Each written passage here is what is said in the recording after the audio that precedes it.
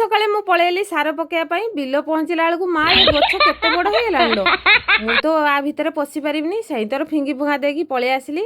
ଗାଧେଇ ପାଧେଇ ସାରିଲା ପରେ ଏଠି ଆଳୁ କିଛି କାଟି ଦେଉଛି, ପଖାଳଟା ଖାଇବା ନା, ସକାଳେ ପଖାଳଟା ପୁରା ଜମିଯିବ।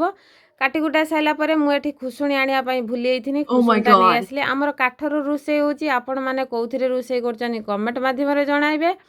ଏଠି ଲଙ୍କା ଜିରା ପିଆଜ ପକାଇ ଦେଇକି ଟମାଟୋ କିଛି ପକାଇଦେଲି, ଆଳୁ କିଛି ପକାଇଦେଲି, ସେଥିରେ ଲୁଣ ହଳଦୀ ପକାଇ ଦେଇକି ତାକୁ ଡାଙ୍ଗେଇ ଦେଇକି ରେଡ଼ି କରିଦେଲି ଭାଜିବା ପାଇଁ।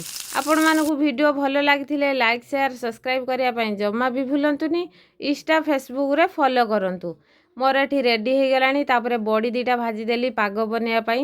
ବଡ଼ି ଦୁଇଟା ଭାଜି ସାରିଲା ପରେ ମୁଁ ଏଠି ଭାତ ସବୁ ବାଢ଼ି ଆଣିଲିଣି। ଆମର ପଖାଳ ଭାତକୁ ଏଠି ଆଳୁ ଭଜା, ବଡ଼ି, ଆମ୍ବୁଲ, ପିଆଜ, ଲଙ୍କା ଭଜାକୁ ତାକୁ ଗୋଟେ ପାଗ ହେବ ପୁରା। ଆଜି ପୁରା ମସ୍ତ ଜମିଯିବ। ରହୁଛି, ନମସ୍କାର।